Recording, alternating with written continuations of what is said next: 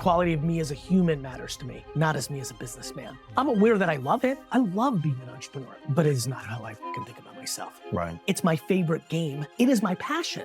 It's not who I am.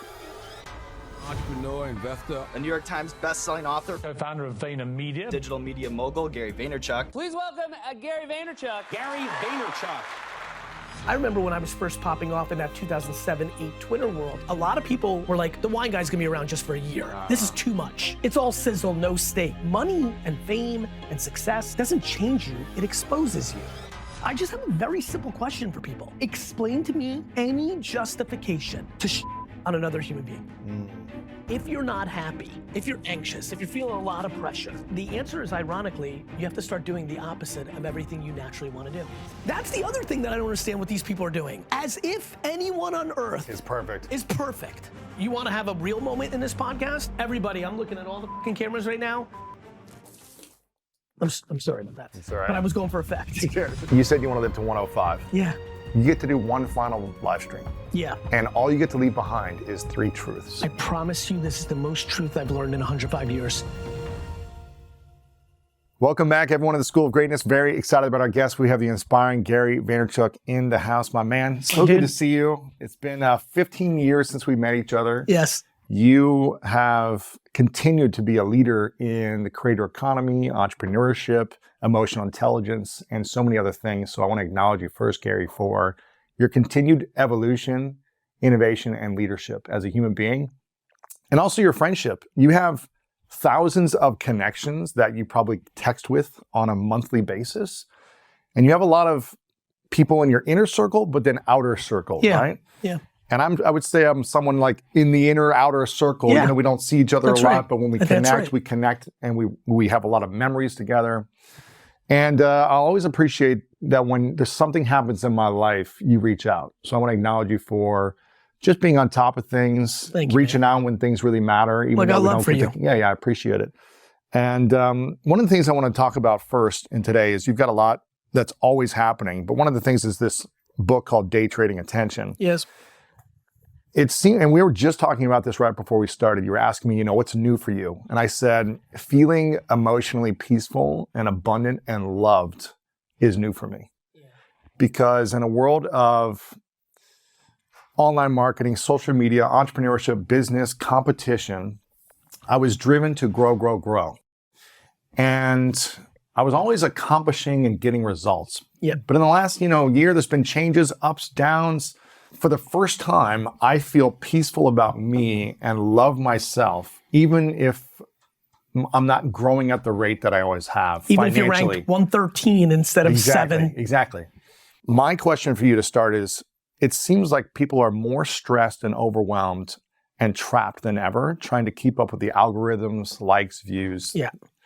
Changes in platforms, one platform being hot, then potentially TikTok going away in a few months, who knows? Right. And people are on this hamster wheel of needing to grow and create in order to be relevant. Yes. Is that sustainable? And how can people stay healthy and love themselves when they're hot and when they're not? And how do they not chase the hamster wheel of success with social and stay more sustainable? Great question. Is it sustainable? Yes, if you're in the place that I think you're emerging into, where you enjoy it and it doesn't define you, and you can love yourself and you're good, whether you're making $1 million a year or 40,000 a year, whether you've got 1 million followers or 40,000, or the thing that you're going through, that I go through and many others, when you have momentum and you're hot, and then you're not as hot and you go up and down. So I think it's remarkably sustainable.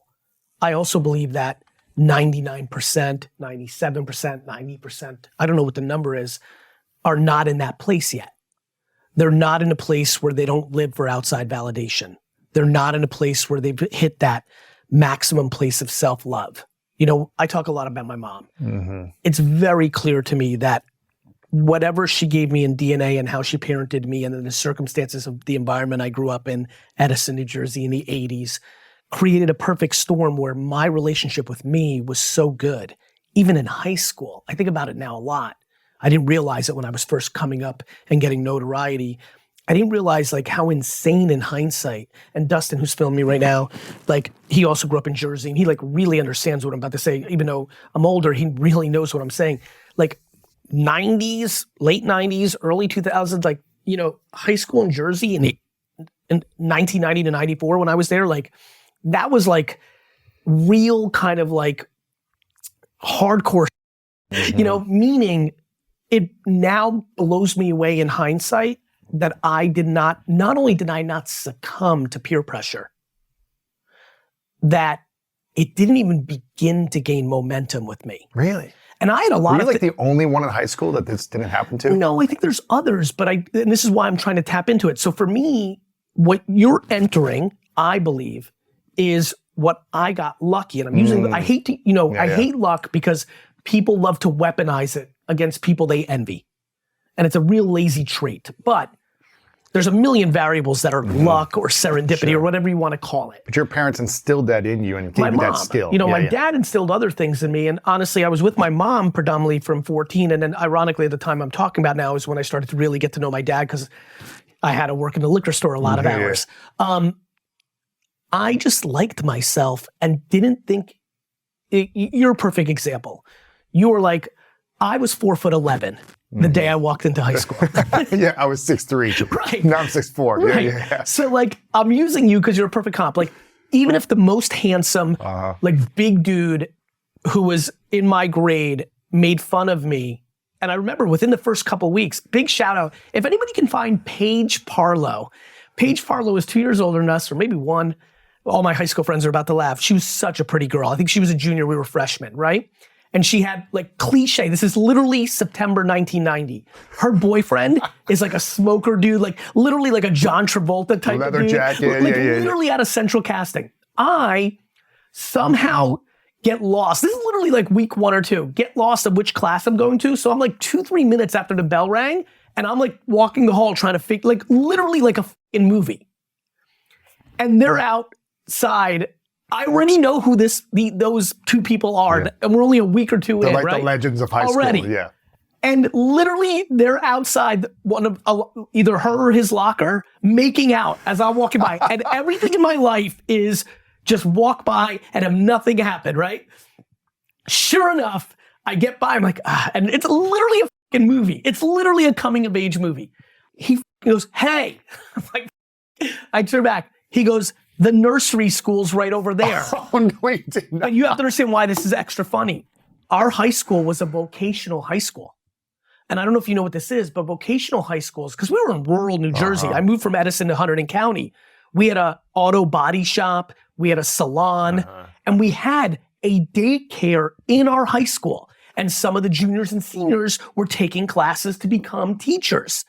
So I was literally, ironically, I didn't know where it was at the time. I'm telling you this, the first 2-3 weeks of high school. He goes, hey kid, and they laugh and I'm like, literally, but here's what's so funny about it.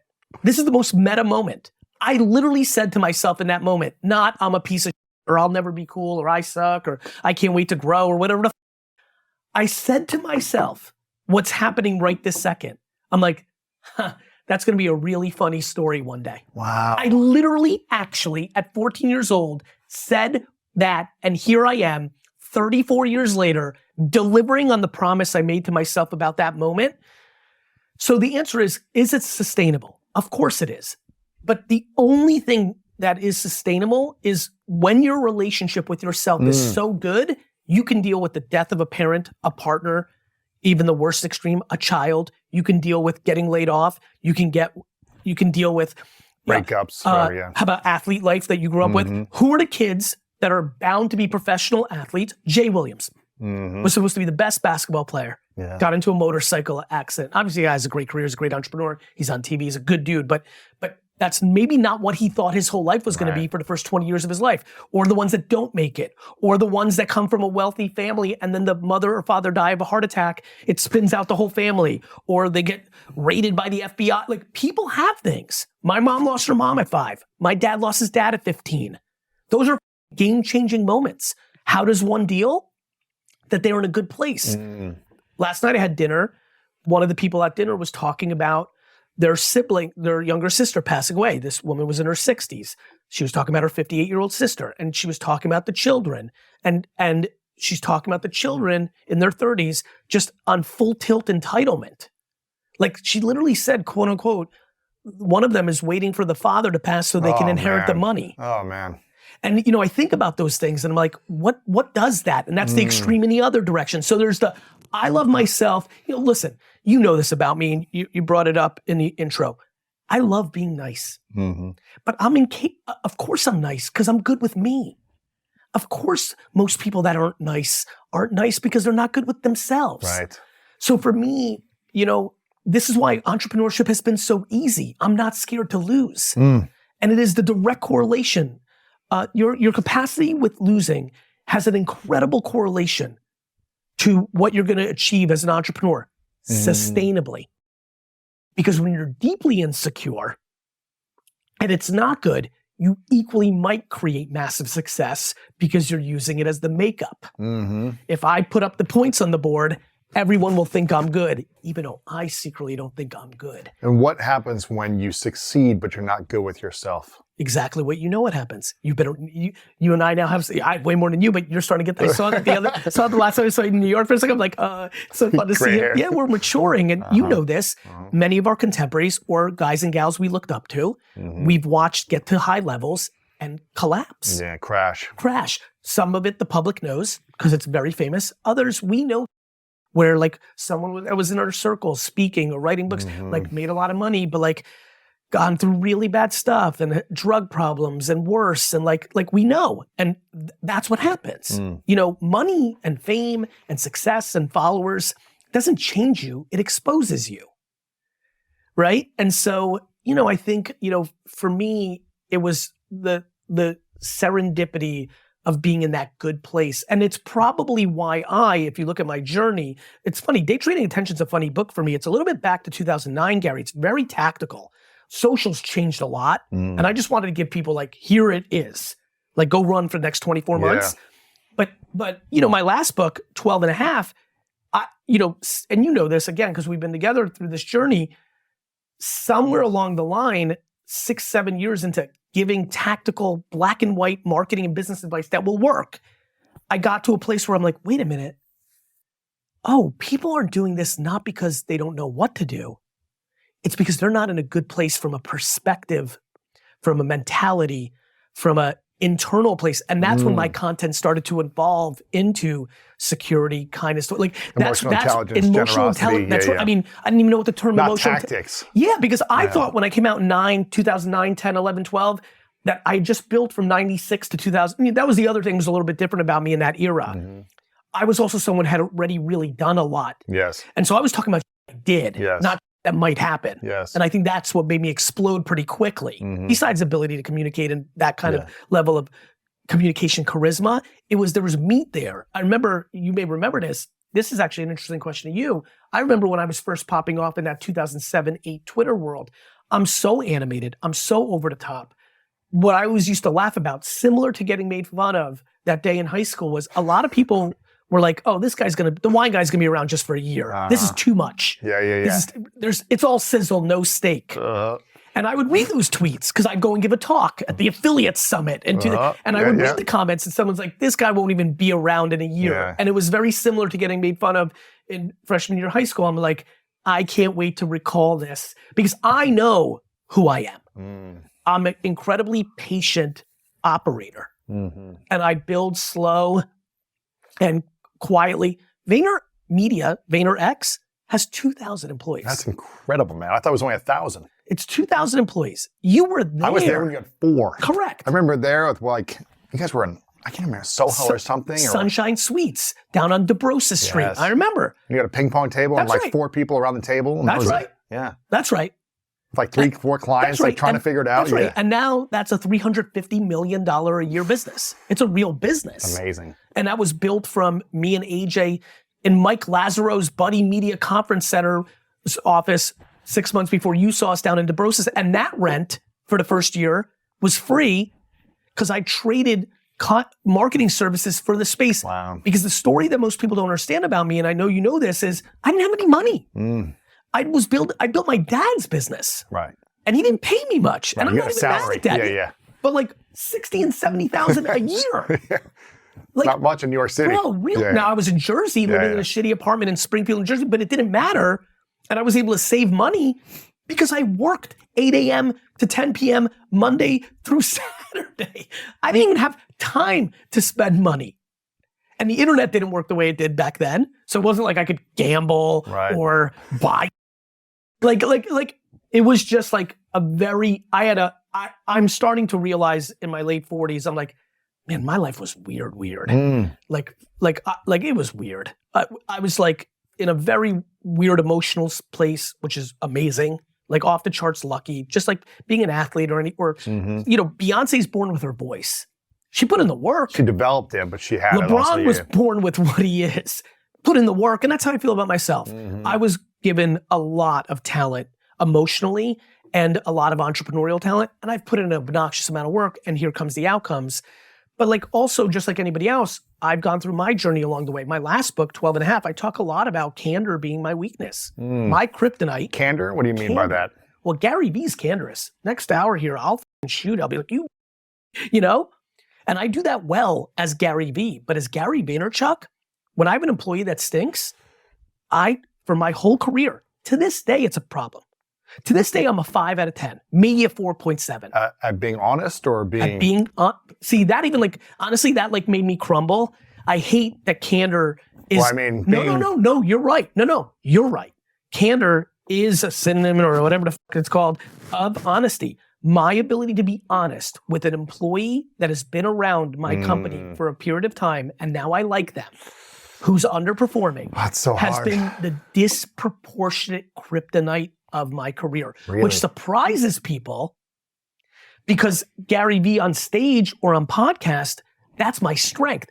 But I'm talking to the world. But when it's one-on-one and you care about someone and I know everything about them. I know that their dad this and their mom this, and I know they're having struggles at home, or I know they came in and had $50,000 in college debt, and I'm like, and so I've realized one of my great weaknesses of my career is that I bleed too much charity into my work. Oh man! And one of our biggest connection point in our friendship is, Pencils of Promise, right? And I've done a good job in doing charity work, but I haven't been able to take off. Like, I really envy the people who like don't bleed in charity. Charity has been an element of my investing. I've invested in companies that if my life depended on it, I would never have invested in. I 100% knew it wouldn't work, but I wanted to write a $20,000 to $50,000 check because I liked the person. Wow.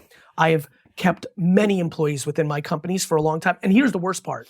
I've taken the brunt of that because it's lost profit, right? It's reputational damage. People are like, why is Gary keeping around Sally? And then what ends up happening is eventually there is a moment where that person goes, but it's always been sloppy because of the lack of a year or two after they should have. And then I'm the bad guy, and it's all because, and so candor has been something I've developed a lot more. It's still so challenging. Back to, we were joking about, I just read the audiobook. Like, there are a couple things on earth that come incredibly hard to me. One is candor to nice people when I have to let them go in a business. And two is reading my audiobook. I know, man. Which is a grind. Although you mentioned you're in your late 40s now, is that right? I just turned 41 and I'm 48. A couple weeks ago, 48. If you could go back to 40. Okay. And think about all the things that you struggled with in the last, I guess, 8 years. Yeah. You've had, people see your wins and successes nonstop. Yep. Like all the exits and investments and the growth of the VaynerMedia and the books and New York Times best, NFT, all these different things that people see that. But for you, what do you think are the 2 or 3 things that have been beyond candor, your biggest struggles, or the hardest things you've had to overcome?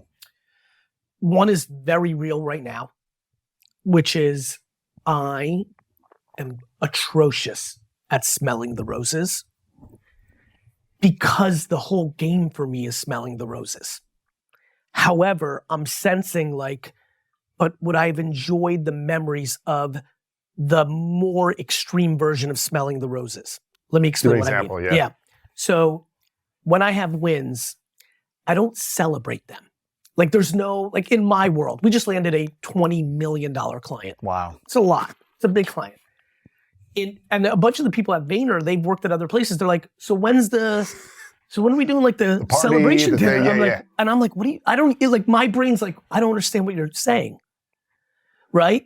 And not that like I'm like some tyrant. It's almost like just my energy goes to like problems. As I continue to go through my own journey, it'll be very clear that I was blessed with many things as a child, but I was also burdened with some. Like I was the oldest from the old country. I mean, when I tell you since the time I was 5 years old, I remember being ingrained like responsibility. responsibility. Take care of your sister. Like my mom, and I admire that from my mom. Do I also understand like anything, if anything's too extreme, There's one or the other? It. Between that, and then don't forget, at 14, I come into my dad's business. By the time I'm like 15 and a half, when you still used to even use a half, it became clear like I was a talent. Back to the great Kobe Bryant that you got to do a podcast with. We're up 20-30%, this year because you're in there freaking razzle dazzle. So guess what happens? Now I'm 17 and 18 and 19 and I'm feeling the financial burden. Right? And now that was, I want to be very careful here. It's not like my father came to me and said, you need to, absolutely not. I did that to myself, but it was hardwired in early. And my environment's like my responsibility. I think a lot of first generation oldest immigrants that were born in the old country and their siblings were born here. Actually, that's really cool. Anybody who's watching, email me at Gary@VaynerX if you're this exact person. You're an immigrant yourself. You immigrated to America or any first world country, London, anywhere else. And you're the only sibling that was born in the old country, but you have siblings that were born in the new world. I think there's something there. Of course. There's something there. I felt half parent my whole life. Wow. AJ, who you know well, I mean, minimally, I feel 50% dad, 50%. Wow, really? Of course, he's 11 years younger than me. That's true. So you're 18 and he's 7. And forget about the 11 years. Like I just told you earlier, I felt that way towards my sister who's only 3.5 years younger. There was just something like and again, I think back, this is where I'll say something very important right now, I believe. I think we judge our parents too much. Yeah, of course. Like, I don't sit here and say, Mom, I think people really dwell too much. I understand. My mom lost her mom at 5, and then her dad went to jail for 10 years in the Soviet Union because every entrepreneur did. But it's and hard so when you're her 8. and her brother were the world. So she made, Bratin Sistra, Shena Galava was like propaganda into my head of like my relationship with my sister. But it's hard when you're 8 to think that way, to not think your parents should be trying to protect you and educate you and elevate you. But there is no should. I get it. You want to have a real moment in this podcast? Everybody, I'm looking at all the f***ing cameras right now. There is no should. That's the biggest thing, right? Because then we could say your parents should do this, and then I'll tell you the biggest pandemic in the world right now, which is 22 to 30-year-olds who are really struggling with standing on their own 2 feet because their parents went too far to what you just said. They took care of them too much. Too much. So this Purple, by the way, look at these 2 books. Yes. This is Purple for a specific reason. I'm not a Lakers fan. Yeah. And Meet Me in the Middle. What I can tell you has become very clear to me is I believe that the world desperately needs to figure out how to fall in love with purple, not red or blue.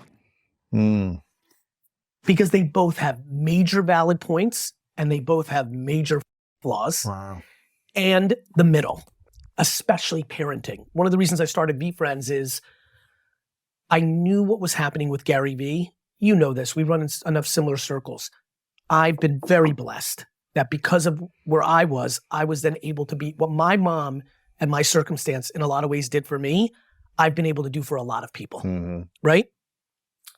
It feels nice. Yes. You get it too. It feels nice for people to say, hey, you've really helped me. For me, children, you get in that early. It's one thing if I meet you in 2009 in St. Louis and could be a positive deposit. You've been built though. There's a lot of there. You had to do a lot of your work. I can't do that as an outside motivation or inspiration or perspective. Right. But when you get in early, so for example, in VeeFriends, there's a character called Accountable Ant. I'm obsessed with this character. I believe that if I can make that character cool, like Pikachu or Spider-Man, right? that if you're a kid that falls in love with the cartoons I'm going to put out or the kids' books or the video games, and you're like, I with accountable ant, that's my guy, right? I am accountable for everything in my life. Think about what happens. If you love Spider-Man or you love Wolverine or you love Pikachu, like you're subconsciously getting in virtues of that. Like, or you envy it because you don't have it. If all of a sudden accountable ant is your guy and you're wearing hoodies with it, it kind of gets hard if you're like, I with accountable ant and you're not to not be accountable or at least strive to it or at least even know the existence. There's many people watching, listening that don't even realize that they live in a full dwelling, complaining, blaming framework. I've had many friends, relatives, and relationships, acquaintances, and business partners because my parents too far went with no complaining, which meant keep things in, right? But as you can imagine, if you're visceral to complaining, you smell it from a mile away. Yes. And then if you're really visceral to it and you smell it from a mile away, well, you're aware that someone's constantly dwelling and blaming. And so to me, like what was most fascinating in my 30s and 40s as I've gone through this journey is they don't see it, which led me to the great breakthrough of Candor. Lewis, I didn't know when we met that was my kryptonite. I thought it was my strength. How about that? Because you're being honest online and you're being honest on stage, you mean? Or? Nope. Because I didn't even realize the dichotomy of that. I just thought I was being nice. I was like, look what I'm doing for Sally. 2 more years of payroll when she sucks. Look what I'm doing for Ricky. Right. This guy blows. He'll never be okay out there. There was probably a mix of little ego, like jump on my shoulders, I'll be Superman, which is why I'm using the kryptonite example. But there was also, I thought it was being good. Life's hard lessons. I had to wake up in my mid-40s and go, why is anyone that's ever worked for me not like me? Because, you'd read a tweet and be like, Gary, like, I'd be like, fuck, how's that possible? I was so nice to Johnny. I had to really do that work. Why do you think that people maybe don't like you? Well, people in the outside world who don't know me don't like me. The reason they wouldn't like it is because either my communication style isn't their jam, which I understand. Like when you're aggressive and confident and competitive and Jersey and like my shtick in their mind, like it doesn't work for them. I understand that. Yeah. Some people are more chill. Like, like the reason people don't like, I love to live in New York City. Some people come to like, get me the fuck out of here on that, right? It's too much. That I respect. Number two. But the people that know you or work for you or. Yeah, let me finish this. Go ahead. I think this will help people because what I'm really trying to do in this is not say it about me. I'm hoping that people can start having a better relationship with people not liking them that don't know them. That's good. So number two, it's their own. They want to be a successful entrepreneur and I'm triggering, affirmation of like, they're not there yet. And they're like, this guy, right? 3, they've overly put me on a pedestal and then I do something that they don't agree with and it fucks them up, which is very flattering, but very understanding. But it's all wrapped up in who they are with themselves. On the version of people that do know me, the only thing, the black and white thing was the inability. It's only the people closest that didn't get the candor that I actually ironically liked the most. Now, what's been nice, what got me away with it for a long time was people's like own accountability. Why I was getting away with it in my own mind to my own self was people would hit me up 3-4 years later with emails like, I'm sorry. Because they had gone through, look, if you're a C player, you're good with me. Because I think you need all kinds. It was D and F. So you can imagine, and that was a subjective opinion, whether I'm right or wrong. But as you can imagine, it's not like I'm bad at it. I've been doing it my whole life. So a lot of those people really were D and Fing it. And they, through their own work on themselves, actually were able to go back and actually see they were able to see so many of the nice things I was doing, even though I was sloppy on the candor and on the firing. It's kind of like when you get older and you look back at your parents. You blame your parents as a kid. Oh, they didn't give me this. They didn't do this. But then you understand I know they were just doing the best they could, or they really tried hard here, and they were giving me so much here. They sacrificed. Especially if you become a parent yourself. Of course. Then you're like, oh. I get it. Yeah. Of course. I get it. It's almost like the way I think about athletes. Like, boo, you suck. I'm like, you go out there. Try that. Yeah. Get the fuck out of here. Speaking about this topic, just please start with, still kind of with this first question, is this sustainable? What you just said right here, I think is one of the biggest things that holds people back, whether it's creating content online, starting a business, or putting themselves out there in any endeavor, is people care so much what other people think about The them. end. How do people overcome the opinions and judgments of others with their craft, business, or art? Therapy, positive consumption, new friends, exercise, psychedelics, true fucking work that is starting with, do you understand that that's what is actually happening? Mm-hmm. I believe that that is a blind spot to everyone. They don't realize why they wear designer clothes. Mm. They, for so many people, it's attracting the opposite sex because they're looking for that closing of the gap of love, right? So of course, alpha guys like, I got to get a, think about all the trends we see, right? Like these girls won't like me if I'm not rich, right? Like, but it's all like deeper than that. That's the surface level, like pizzazz. It's like they're looking for love, and love is important as.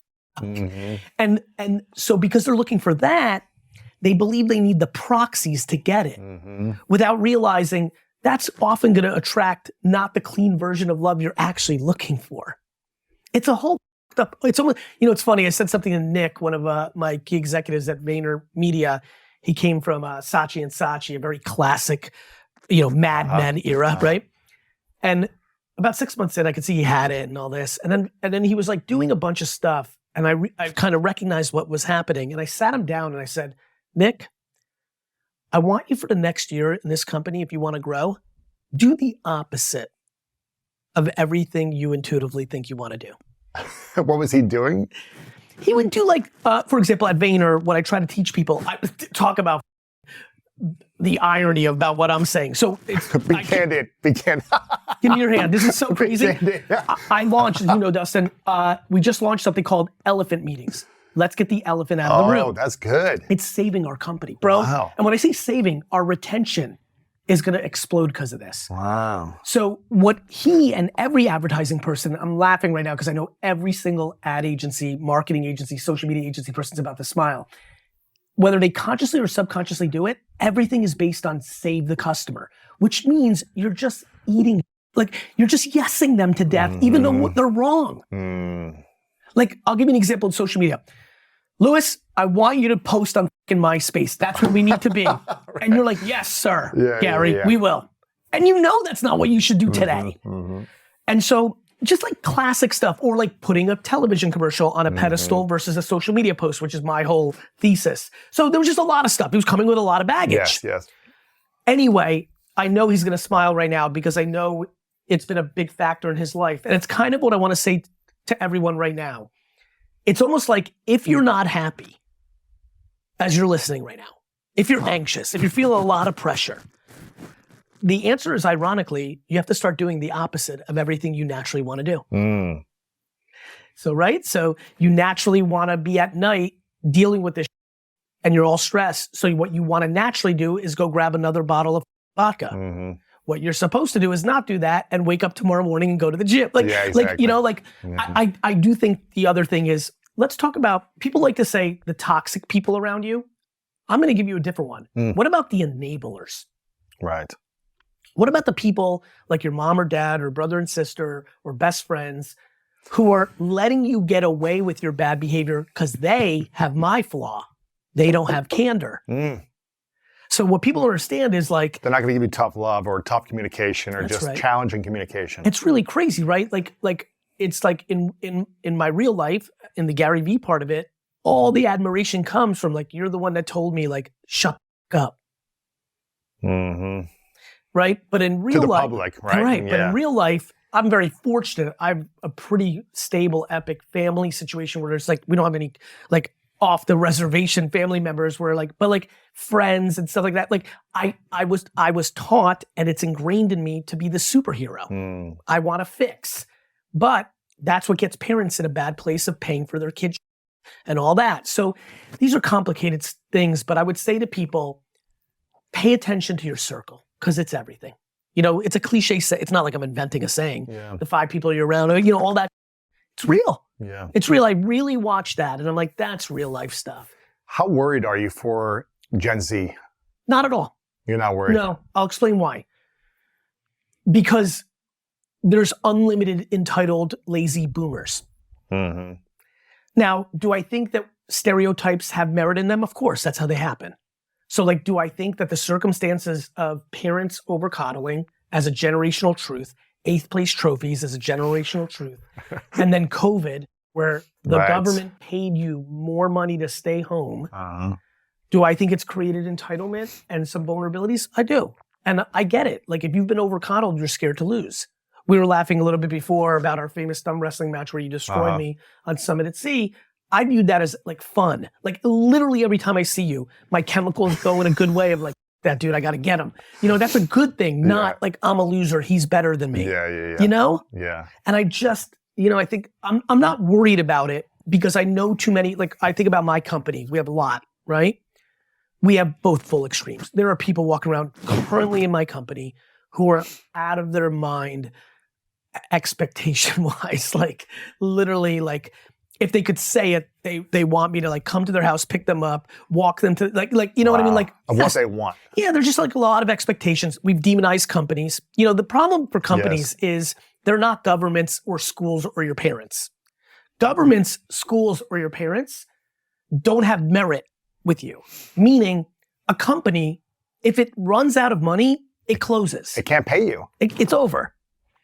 And you know, your parents, like they'll constantly run up their own credit card for you. That's if they're those kind of parents. The government is fucking full of and print money in perpetuity. Just print more money. And by the way, if I could print money, I'd give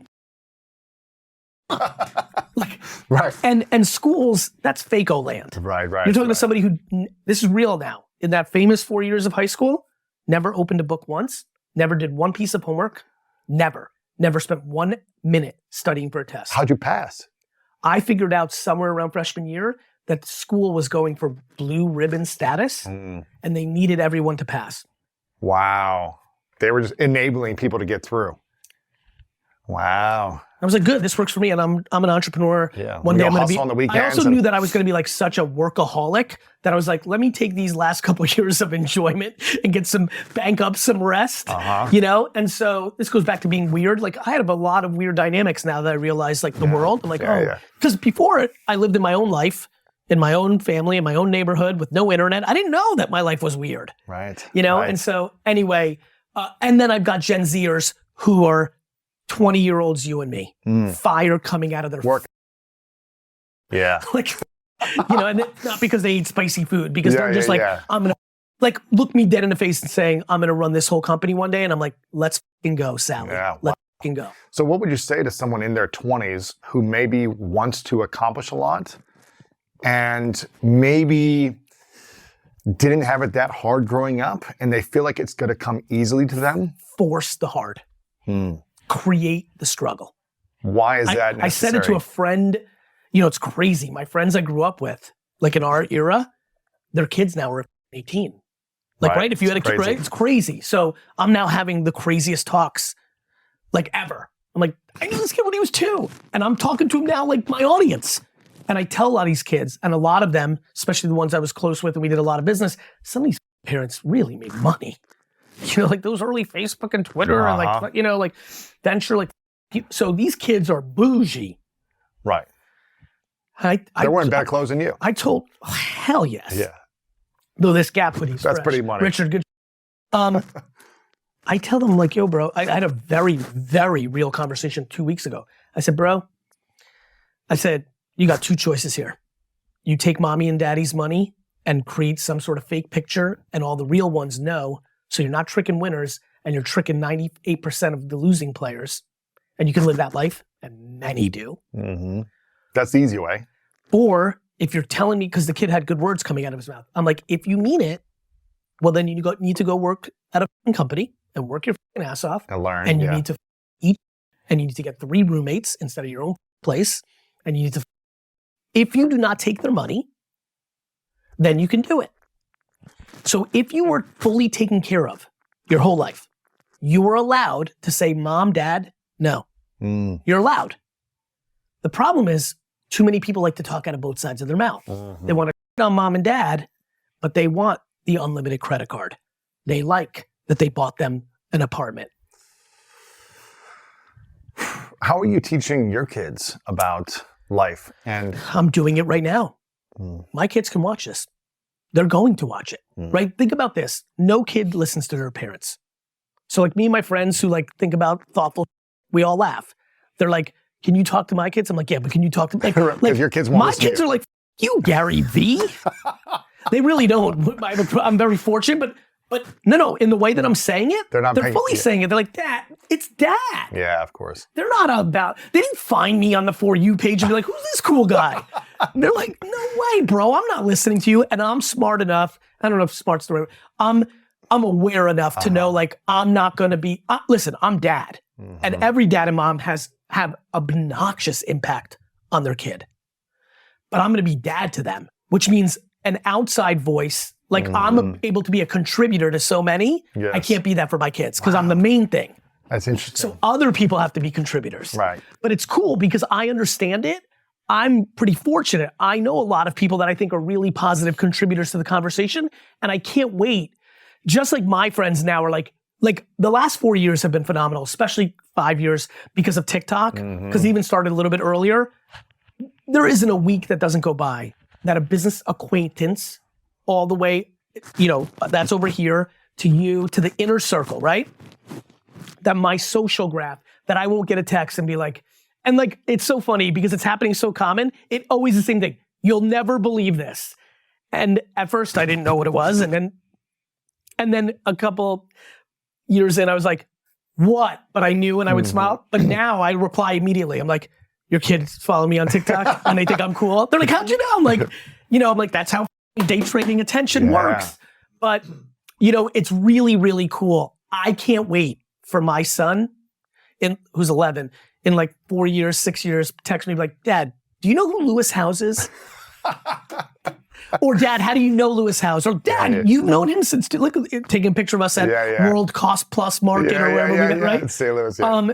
That's gonna be interesting, but I'm aware that I'm dad, so I'm trying to give them all the shit I believe in. But I know it's a different version than what GaryVee is because they're gonna have complement voices to their world. And it'll be interesting to see what they gravitate towards. They may be like many kids, they may gravitate away from my message. They may reject it. They'd be like, purple, I wanna be extreme blue or extreme red. They may. Wow. And I think, notice how I'm saying that. I'm not scared of that. When you love, when you try, when you have intent, when you're ready for it, it's like a game, it's like business. I'm ready for the trials and tribulation of fatherhood. I'm ready for the trials and tribulation of a human being. I anticipate heartbreak. Wow. I anticipate my parents passing away because it will happen. It would be very good for my parents to pass away before I pass away, mainly because I wouldn't want that for them, right? So but those things don't cripple me. Those things, I actually are the enhancer of me enjoying a day like this. Today's a good day. Yeah. Everybody I love is good. Yeah. You know what I mean? What does cripple you?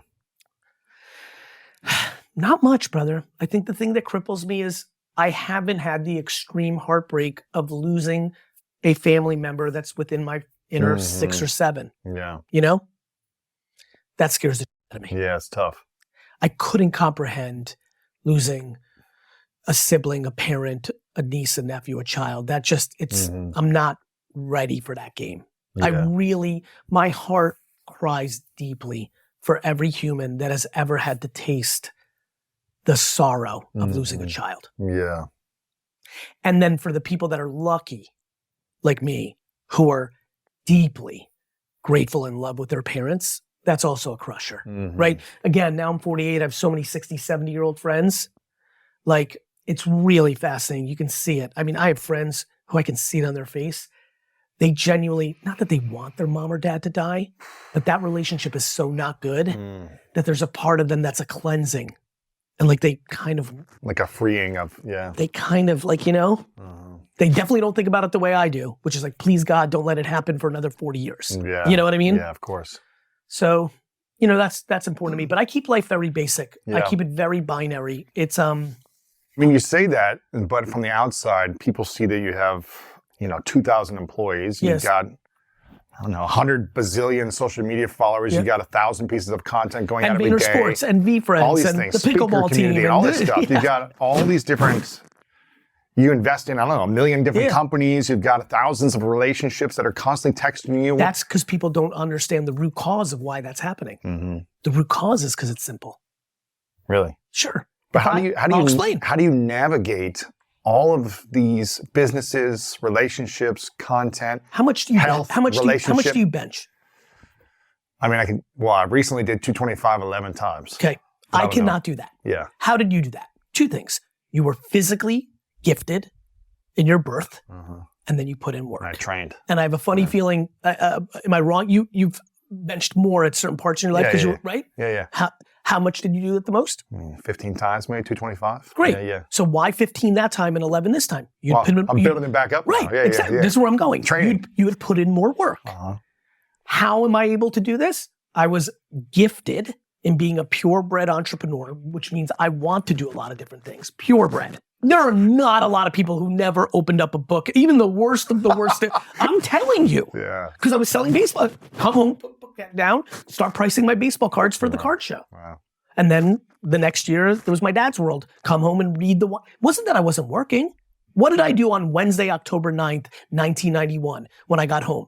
I went into my room, put on SportsCenter, and got the latest issue of the Wine Spectator and read it. Or Beckett or whatever it was back then. Beckett was 90, and then it started and 91, and then it started being Wine Spectator. It wasn't complicated. I was going deep. And so, how do I do it? How do you navigate and manage all of it? By not being scared to drop it. That's the key. Because I have 43 balls up, I'm going to have 17 fall. I think we live in a world, back to insecurity and confidence, where people have one ball and they're petrified for it to fall. I have 43 and 17 fall. And I don't care if somebody, let's pick a business. Vayner Speakers, our speaking bureau.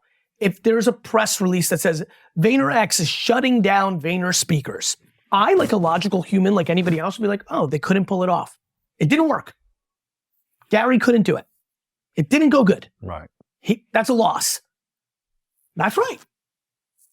I just don't know how to be concerned with Lewis and Dustin and everybody right now reading that and saying, Gary's not, what are you going to say? Gary's not as good as he thinks? I don't think. Have you never been concerned about what people think about you with a loss or a challenging time? Not a loss or a challenging time. Really? The reason I've spent so much time trying to figure out Candor is I really care. Let's use Max Bass. Great former employee. I love him. I just want to give him a shout out. Plus, I'm looking at this purple and yellow. He's a big Lakers fan. And he's in LA, so that's probably why it came to mind. I care if Max Bass thinks I'm a good dude. Spent too much time with him. The quality of me as a human matters to me, not as me as a businessman. I'm aware that I love it. I love being an entrepreneur. I'm famously an entrepreneur. I was one of the entrepreneurs that happened to be in place when it became the thing. But it is not how I think about myself. Right. It's what I do. It's my favorite game. It is my passion. It's not who I am. So it's made it very easy. Plus, I'm very, I'm very like happy-go-lucky, but I'm competitive. Meaning, meaning let's say a coconut hit your head and you became a totally different kind of guy. And let's keep playing that scenario. Vayner Speaker shuts down and you text me, ha ha ha, bro, you thought you could do everything? I'd be like, bro, you lost too. Right. Like, that's the other gear I have. First, I'm empathetic, which is like, oh, you must not be in a good place if you want to kick me when I'm down. And then second, I'm like, you. That's the other thing that I don't understand what these people are doing. As if any human on earth today hasn't up multiple parts of their life. Maybe they're not a good dad. Maybe they're not a good mom. Maybe they're not a good employee. Maybe they're a bad sister. Maybe they're not good to their mother. Maybe they're bad at driving. Maybe they don't know how to cook. Maybe they're 400 pounds overweight because they don't have a good relationship with, as if anyone on earth is perfect. Yeah. I mean, this is insane to me. When you see people getting attacked. Do you know how many things Michael Jordan is not good at? Right. You know how many things Tom Brady is not good at? You can be the greatest at something and suck at something else. I can write 6 New York Times best-selling books, but I'm aware, based on the last 3 days, that I'm not in the top 4 million people that should be reading an audiobook. Now, everybody will love it, And this is why I do it, because I get the feedback because they want it to be me, and I go off script and I add stuff. But the skill of reading, I blow. Yeah. That's why I was a bad student in hindsight. I didn't know what the was going on. I was like, yes. And that's why I was good at history. The only class I did well at was history is because I listened during class. My audio was tough. Oh, Chiang Kai-shek? Yeah. You know what I mean? Yeah. Oh, that's what Germany did? Oh, that's who the president was? Oh, Walter Mondale lost every state but one to Reagan? Like, that's why I know that, because I listened. Wow. When people criticize you for being too busy or doing too many entrepreneurial things, and they have no clue about your personal life, but they'll criticize you, oh, he's probably not showing up for his kids, or he's not there for his you know, relationships or whatever it might be. How do you navigate that conversation when people say, oh, he's just a business guy, but he's really not good at family, intimate relationships, personal life? I mean, if my mom said that, then I'd be like, let's have this conversation. If Johnny Pants 49 in the comment section says it, I'm like, Johnny Pants, I don't know you. Usually it's a direct reflection of their own anxiety. Lewis, think about this. Could you imagine taking time to going to somebody else's account, criticizing them, to try to make them feel bad? No. I don't like, you know, this. I'm trying to change some words in society. Let's take criticizing out. It sounds like classic. No. You are going to, I want to go back to first grade talk. To try to pull them down. You're trying to make someone feel bad. Yeah, shame them. You're trying to make someone feel bad. I don't know, man. Like, I just don't have that gear. Yeah. And I don't judge those people either. My lack of judgment against haters, trolls, negative people is a very big power. How do you not take that personally when so many people do that? They don't know me. Yeah. It's honestly, brother, it's logical. It's actually very logical. I would have to think you care more about what I think about you than someone you've never met, because we've interacted 31 times. It would just be logical. Yeah, I had to learn this probably the hard way for many years, really until the last 5 years, when it started to be like, okay, when people are saying nasty things about me online or leaving a nasty comment or whatever it is, I could literally take it as a neutral information and not take it personally anymore. But it took me a decade of being in this world. Brother, I'm not a robot. Right. It's not like, you know, especially like, I'll give you a big one. The proudest thing I have in my life professionally is that I sacrificed the first 12 full years of my career to build a business for my mom and dad. Right. It is the single thing I'm proudest of. It has also been the thing historically that people weaponize against me. Really? Don't listen to him because they don't know my story. You know, on a TikTok, he inherited a winery. Right. Okay, first of all, it was a liquor store in New Jersey. I didn't inherit. I'm one of the few people on earth that was the direct correlation for massive growth for their family and extracted no financial value. Yeah. I'm the opposite of what you think you're weaponizing against me. But you're weaponizing that against me. It's all just logic. You're saying that because what I'm saying in this video is hard.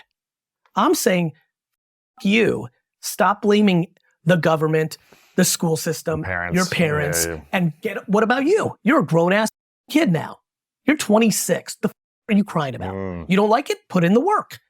You've got unlimited people to look up to. You're talking about over 5 years putting in the work. I'm sitting here saying, man, I'm still working on. I'm not even like.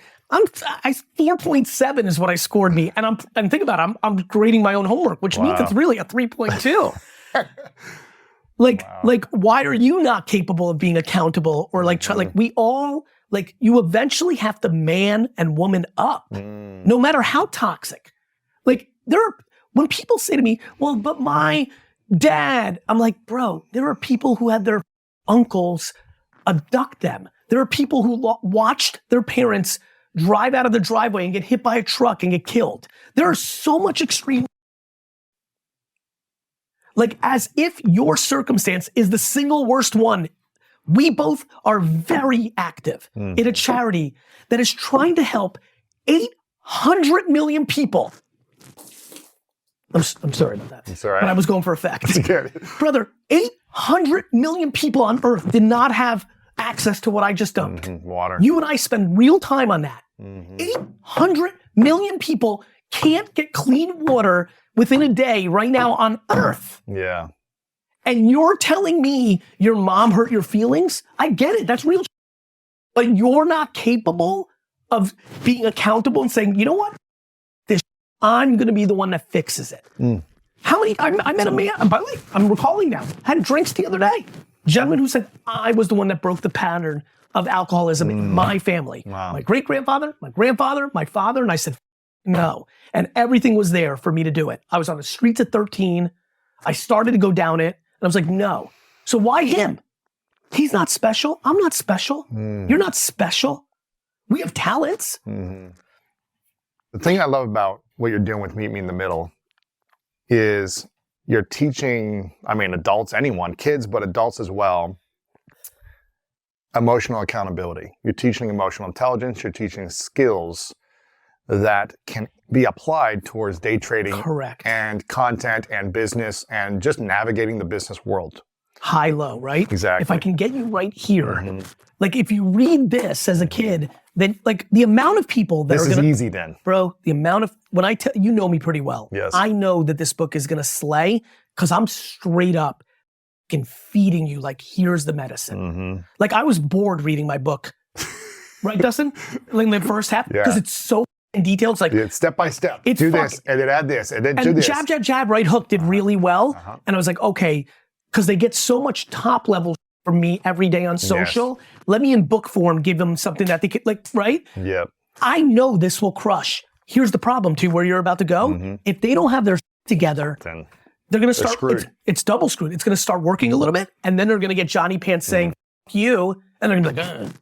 So it doesn't even matter. Exactly. That's why I need yin and yang. Yeah, that's why I had all the drive for most of my life. I was like, I need to be successful. I'm going to get better in sports. I was willing to put in the work and do whatever it Always. took to win, right?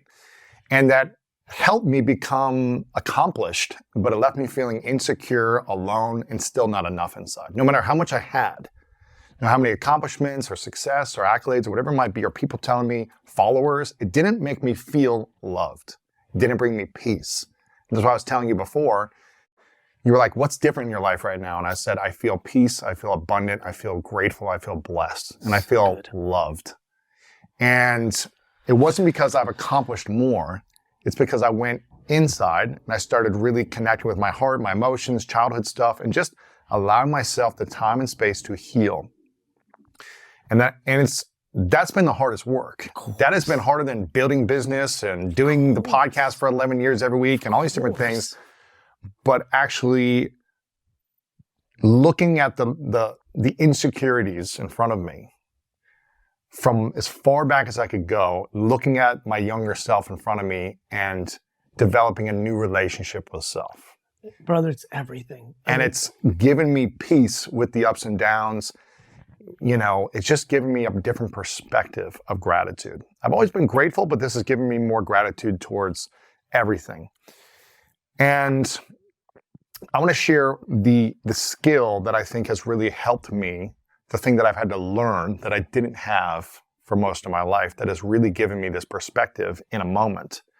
But I want to ask you, with Meet Me in the Middle, yes, if you could only give people 3 talents that they should work on, focus on, develop, that is going to help them in this, it's going to help them with relationships, health, everything.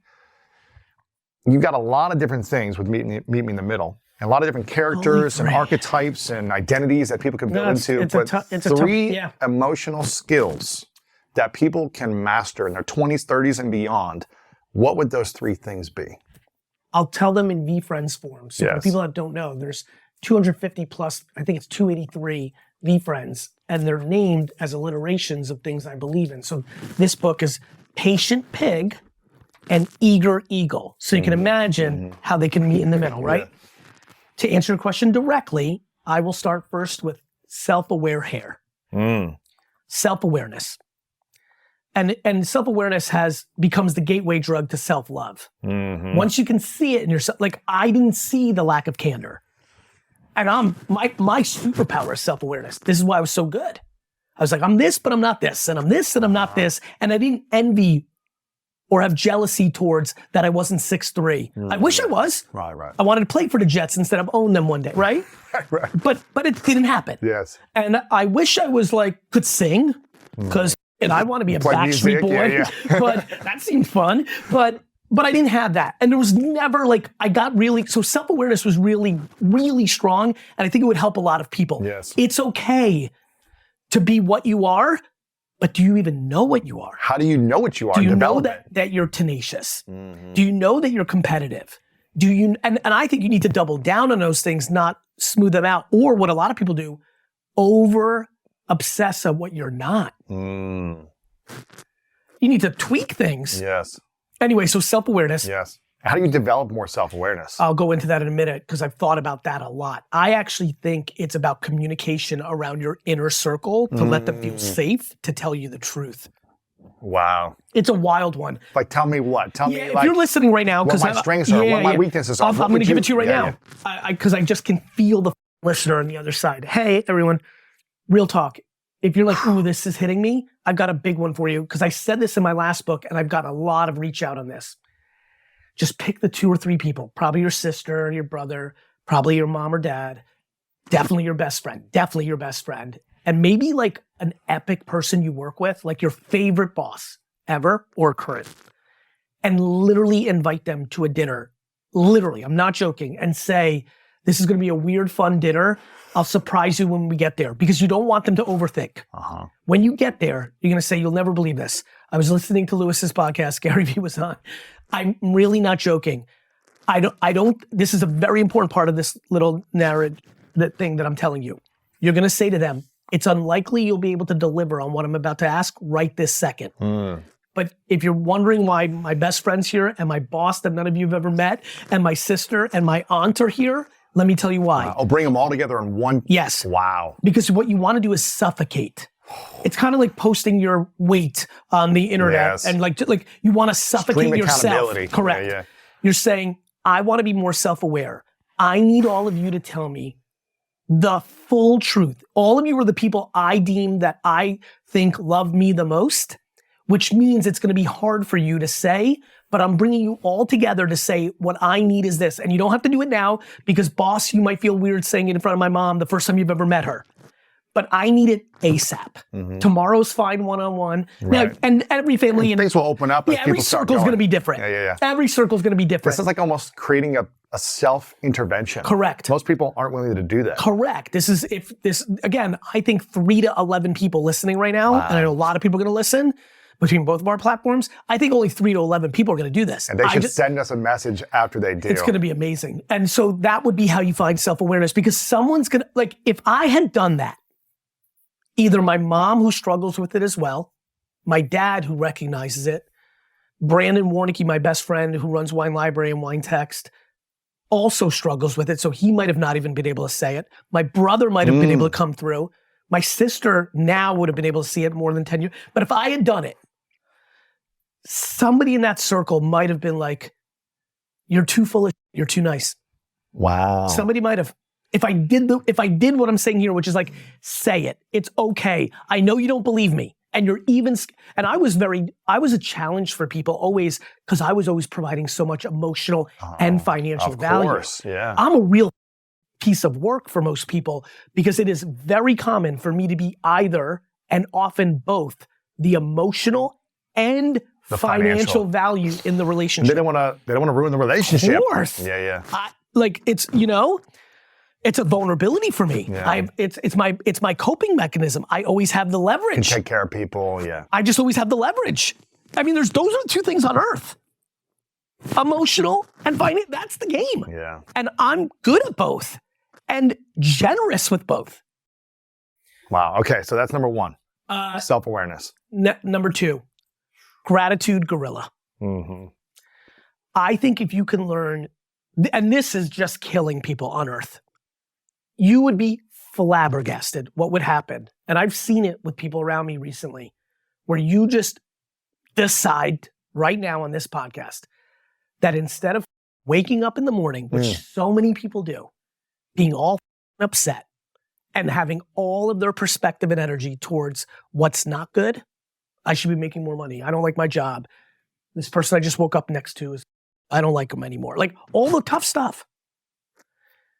Instead, deciding to be like, I'm glad I woke up and didn't die last night. Wow. Simplicity. Yeah.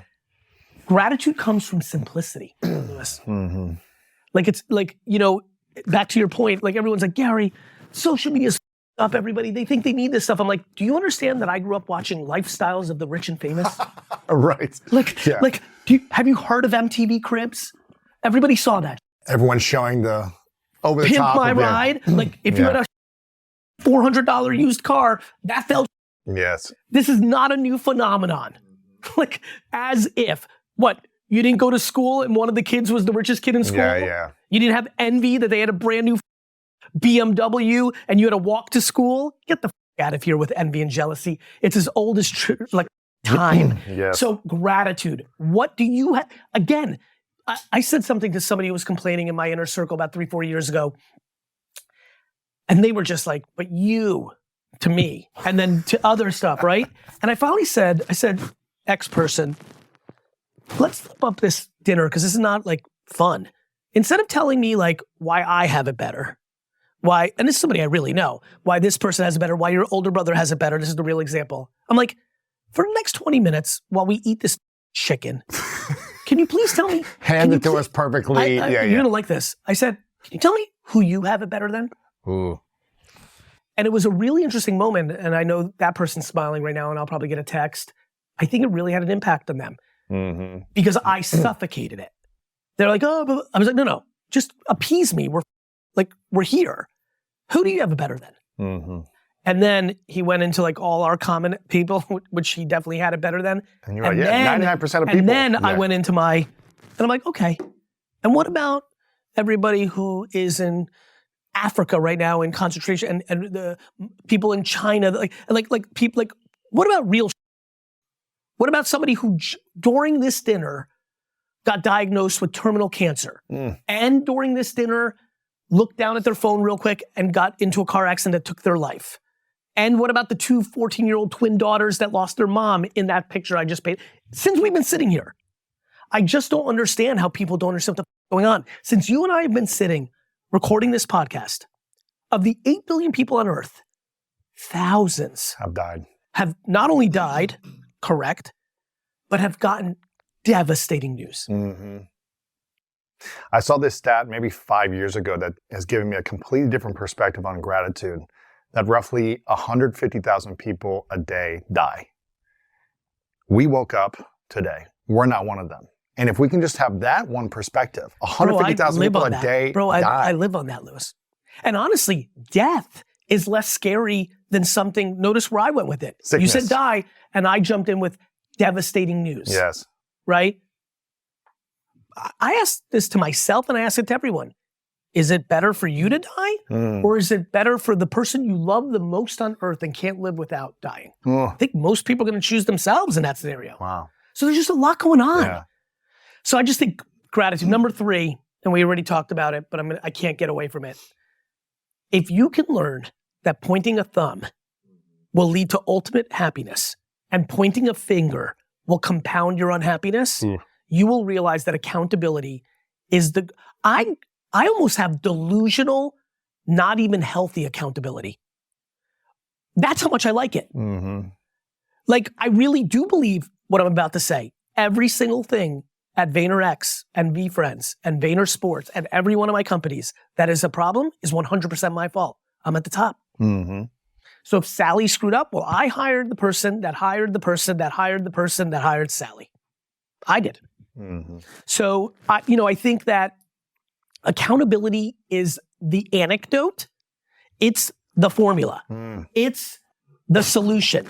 It's the medicine. And I believe the reason everyone's talking about a lot of rough stuff right now is we are in the greatest era of blame in a very long time. Wow. It is everyone's fault but yourself. Right. And that's because politicians are f***ing up everything. So it's very easy to be like either this side. Parenting has definitely gone awry where it goes too far one or another. In general, there's tons of great parents. I just think, we're in a little bit of a pickle. People lack civility. We're just not nice to each other.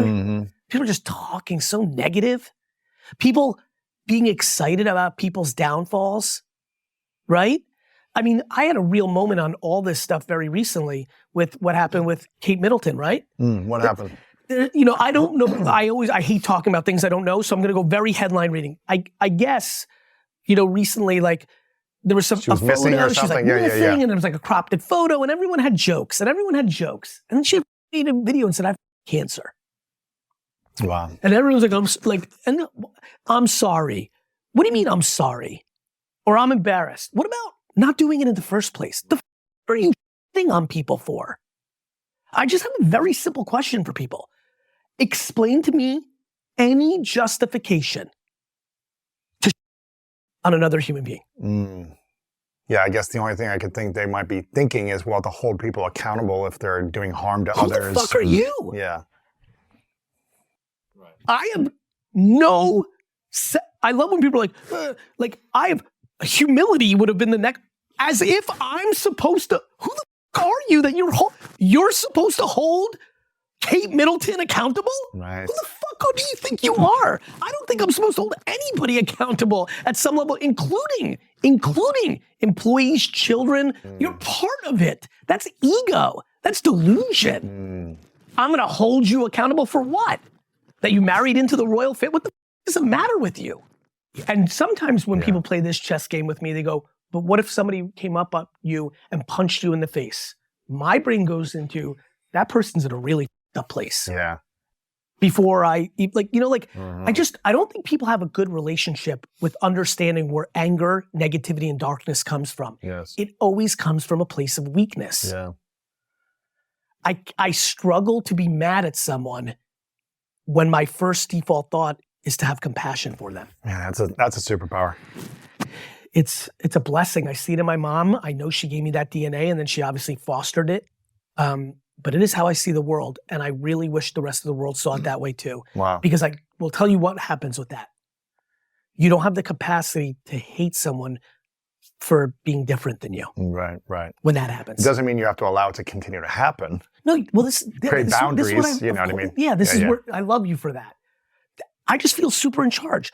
Well, Gary, what if I'm like, well, then I can stop talking to them. Yeah. Well, what if it's your mom? You can stop talking to your mom. Right. I don't recommend it. I'd rather you go through therapy, I'd rather something there being, but you are fully in charge.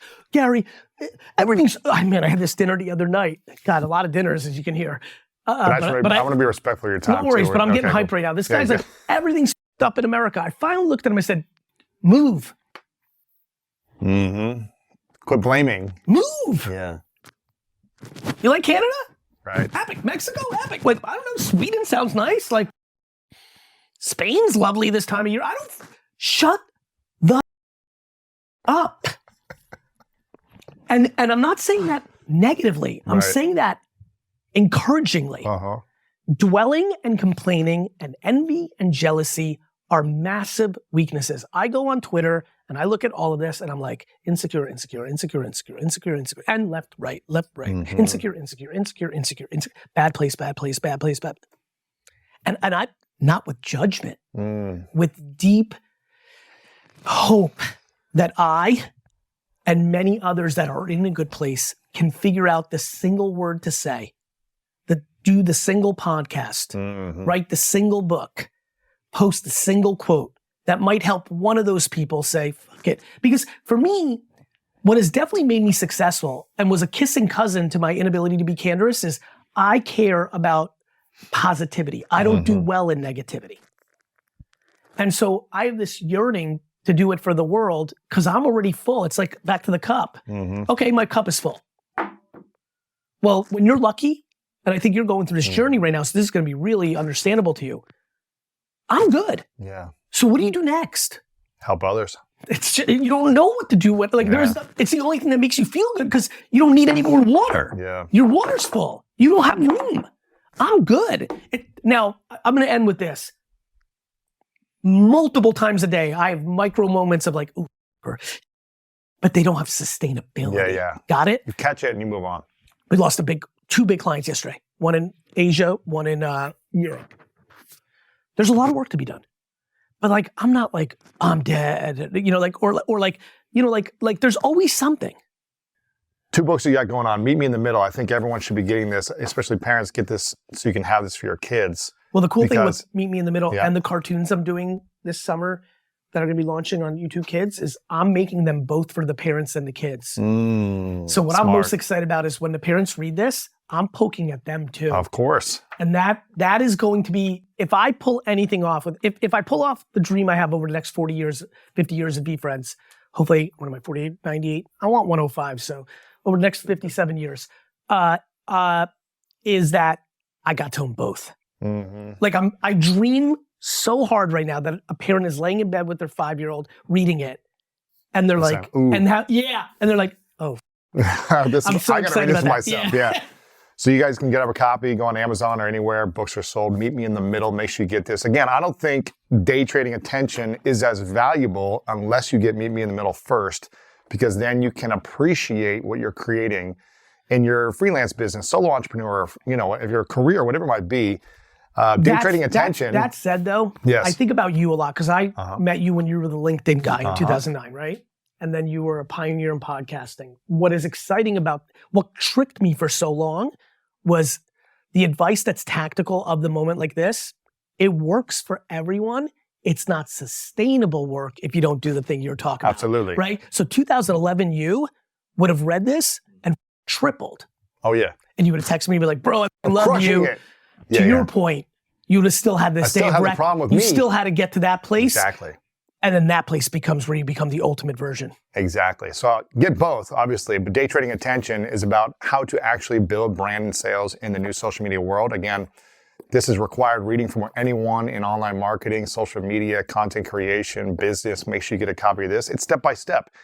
It's 20 years of experience with Gary on social media and obsessive with data and results and putting into one book. So this is required reading. Of the moment, right? Of the moment, of course. So this book was called Jab, Jab, Jab, Left Hook until the last moment. Interesting. It's like, I need to write this book I should be writing it every year, like the dummies. Yes. But right now I'm every 10 years and hopefully I'll close the gap. But what I'm excited about is it is pattern recognition and expertise, but it is of this second. Yes, absolutely. So get that book. 2 final questions before I ask them. I want to acknowledge you again, Gary, for just being a real human being, for being a real friend, for showing up consistently for so many people, again, personally in your life, but for the world that follows your content. I just appreciate how you continue to evolve, show up. And the thing that I think I love the most about you is how you took your health to a whole nother level. 7, 8 years ago, I think you went all in. 10 years ago. Yep. And I think that is, for me, the most inspiring thing, because people can see the business success and be like, I want that, and then miss out on the health. Yeah. So the fact that you keep going all in on that and you look better now than you did 10 years ago is something I really appreciate and respect, because I think that's what the world's going to need more of, is focusing on their own health. I asked you about your 3 truths before. I'm going to skip this question. I'm going to go to the final question, which is, what is your definition of greatness? That you gave more than you took. I really love this talk. I'm excited about this podcast. I think the extra time, usually I do 45 or, I think the extra time slowed me down. I think one of the reasons I'm not good at being a podcast host is that they're very tight times. I always have a meeting after and people get frustrated with me because I talk over my guests, because I'm not relaxed, because I know I don't have a lot of time. And I want to get to a bunch of punchlines for them, but then it becomes awkward and I'm talking over them and I'm interrupting. They're like, Gary, he just wants to talk. And the audience is not wrong that gets frustrated by that version. Some people love it because they have brains like mine. But nonetheless, I really do think we touched on the thing that is greatness, which is like, look, one of the things I've done well in my life is I was attracted to older people my whole life. When I was 7, 10, 13, I'd always go and talk to 80, 90-year-olds at the bench, at the park. It was big. And I used to think it was because I didn't have grandparents. Because I lost 3 of my 4 grandparents. I had my grandma, Esther, thank God. And I was like, oh, especially grandfathers I would go to a lot. So more specifically, I didn't have grandfathers. I've come to realize that's not true. It's that I'm addicted to wisdom and like the actual game. And I think, greatness comes in like, I think about like, there's been a lot of great athletes.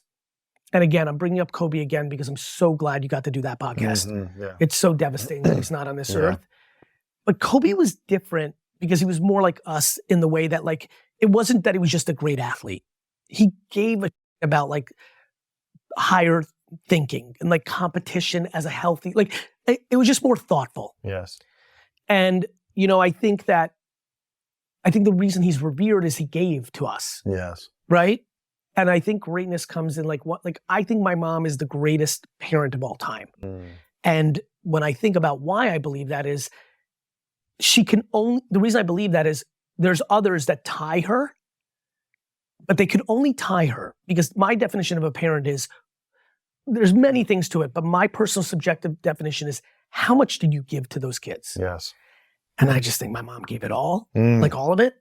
And I just know that means for every other mom and dad that has done that, they can only tie my mom for the greatest, but it is a giving game. Yes. And so I do a lot of things of gaining, building my companies and dollars and followers and attention. I understand that, but I'm outpacing it with my giving. And I think I will continue to do that. And that is where the VFriend strategy came from. I was like, oh, I can take this.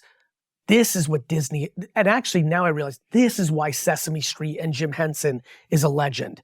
And I'm gonna do that too. Wow. I'm gonna create characters that people are gonna fall in love with, but I'm gonna do it around collectability, like Pokemon. Because what I know about Pokemon and Marvel is that old G's still like it. Whereas Big Bird and you know, Cookie Monster, we're done with. Yeah. But if I take what's epic about the Pokemon doesn't bring the value that Sesame Street does.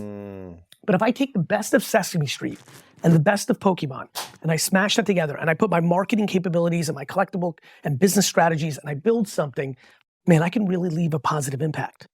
The one question I wanted to ask you is, so many of them, but one that's on my mind right now is, you've always told me and a lot of your followers ahead of time, this is what's coming. Yes.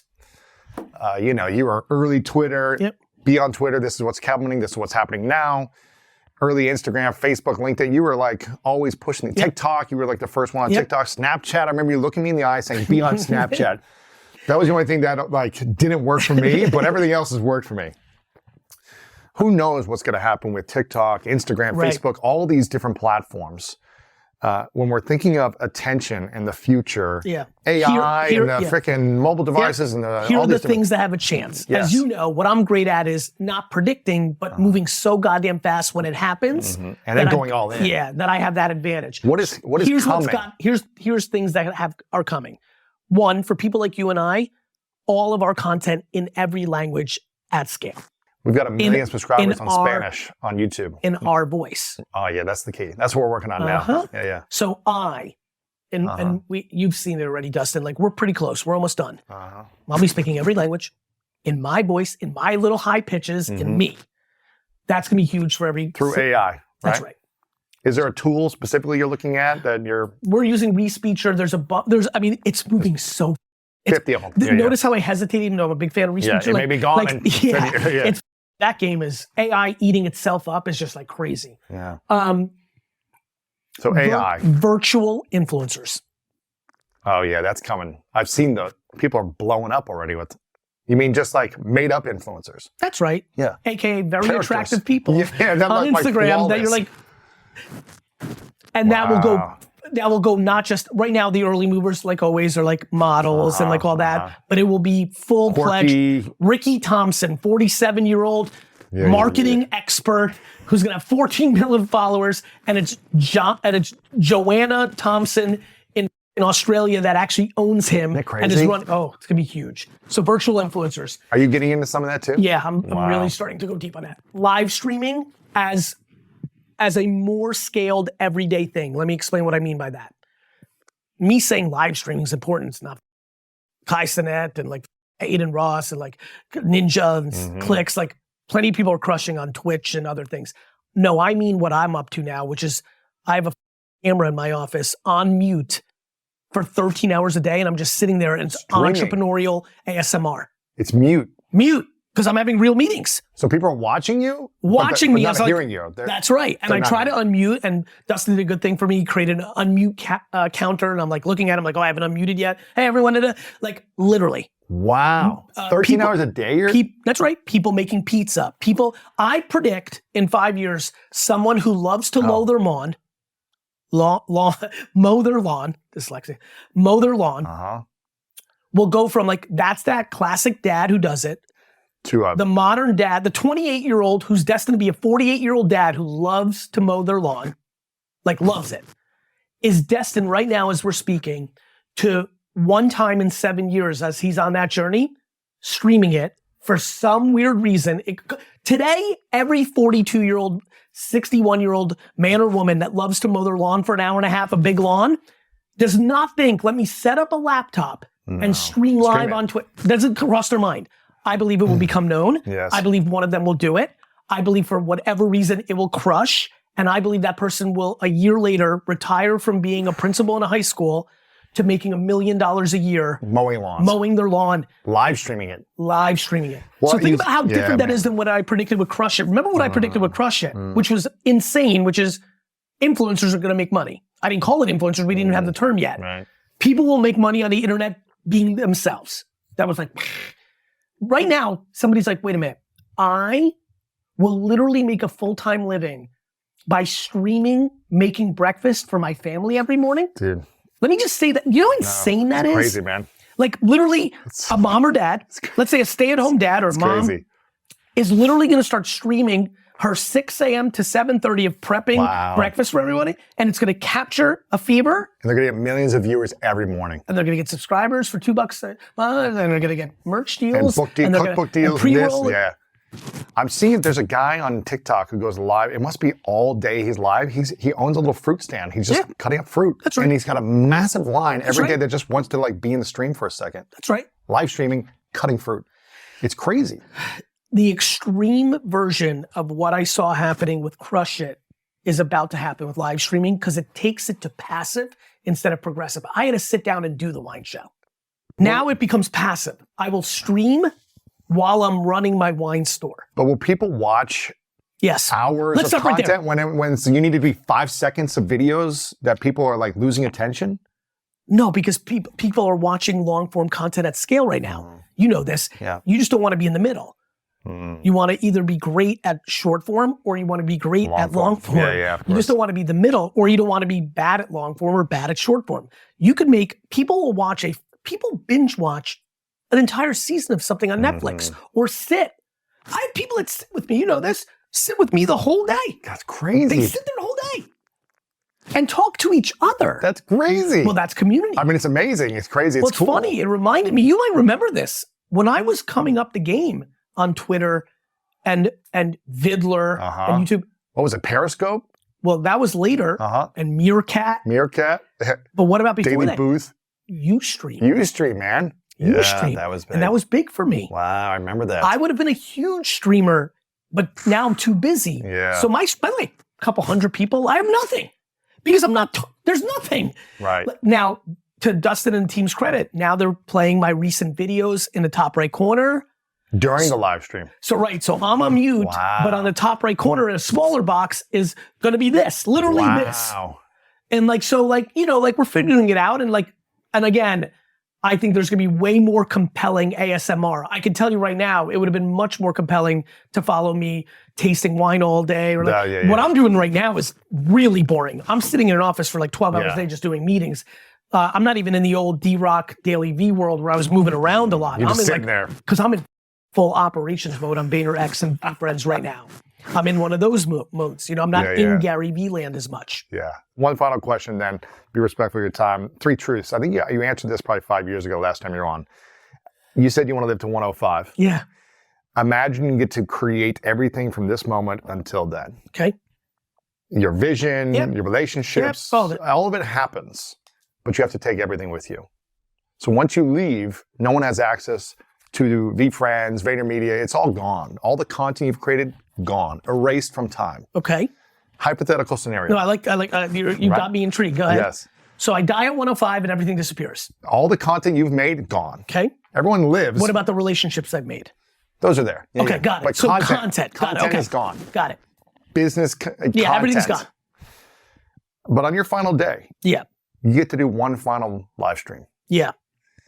And all you get to leave behind is 3 truths. Yeah.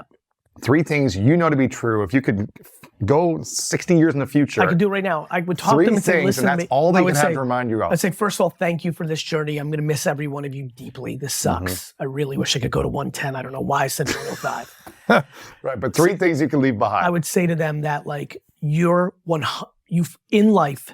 I would say to everybody, I would hope that I would have the entire 8 billion people on earth watching me on this last day. If we all knew it was going down, the first thing I would say to them is, I promise you, this is the most truth I've learned in 105 years. In life, you find what you're looking for. If you are looking for negativity and pain, you will find it. And if you are looking for joy and happiness, you will find it. And I would expand on that in my 3 truths, because that's the game. You find what you're looking for. If you're in a good place, you're going to find good. Yeah. You can't imagine, I'm just breaking out of this question for a second. Yes. Bro, I consume positive content all day while everyone's telling me the world's never been worse. The world's never been better. Like, and I read some the other day of like pig liver or whatever. Something's about to go in our body now. Like, we're going to cure that one too. Like, we're fixing. Like, the world was worse. Like, they're like, it's never been worse. I'm like, have you heard about the Holocaust? Yeah. The Black Plague? Yeah. Like, COVID was f***ed up. The Black Plague wiped out like the majority of us. Like, World War I was nasty. Yeah. Like, I just don't understand people's lack of perspective. So I really am That's hot number on that. one. Okay, number 1. Number 2. That love is worth fighting for. Ooh. That you must destroy yourself for it. Meaning, not destroy yourself, meaning like, fuck up what you think you value if you don't have it. A current relationship that might be comfortable, which is very hard. I appreciate your reaction to that. That's probably the hardest advice I just gave, which is you know that you're in a relationship, but it is not the right one, but it's your children. It's comfortable. Oh, man. Real stuff, you know? You like them. Like, you like them. That love is worth fighting for. Wow. Okay. You know? And the third one? Man, it's so funny how simple my brain goes. Those 2 really, really, like choosing happiness and love are so obvious to me. You know what? I'm going to go with a funny one because I have a funny feeling that I would go out funny. I would go out with a good curse, I think. I would say this because I feel it very heavily right now. Until you realize that competition is one of the great traits in life, that it is good, that like anything, out of balance, it's bad. But the elimination of merit, the demonization of alpha skills has really f***ed it up. Telling a 6-year-old that it's just a game, who was born with the gift of being an alpha and on fire and competitive, is the worst thing you could do as a parent. Wow. I despise it. And I don't like that word despise. Watching parents that are wildly well-intended systematically suck out the magic of a kid who was born a magician is devastating. And one of the real issues, and I hope in the next 50 years it gets figured out, but right now, so I'll use it as an opportunity to make this point. Competition is one of the best things on earth. And we have gotten really bad on the left side of things in understanding it. And it's people up because if you're successful in sucking out competition of an alpha 6-year-old, if you're successful in those 12 years that you have them in your roof, you've put indifference on a pedestal. And so what you've done is you've taken someone who was destined to do some really good, and you've actually put a kid into a place of thinking things don't matter. And when you don't think anything matters, and you don't think anything's worth anything, you go down a very dangerous road. And I'm gonna go very, very cautious here because what I'm alluding to is almost inappropriate, which is I worry that a lot of the things that we most worried about, I'll say it, suicide and other things, are not a product of social media. They're a product of us not recognizing things out of whack. Competition is one of the great traits in society, and we must, at all costs, stop demonizing it. GaryVee, love you, brother. Thanks for being here, man. Love you, bro. Amazing. Wow. We would do 20-minute clip, we would delete the video and never go live because it would say, Pat, you talk politics. And I would be pissed at Mario. We're arguing, it's 12 o'clock at night, midnight. I'm like, but it wasn't politics, Pat, that's politics. Look at what you just said here. 5 years we're cutting all the political clips. And I'm like, why'd you put this in my heart?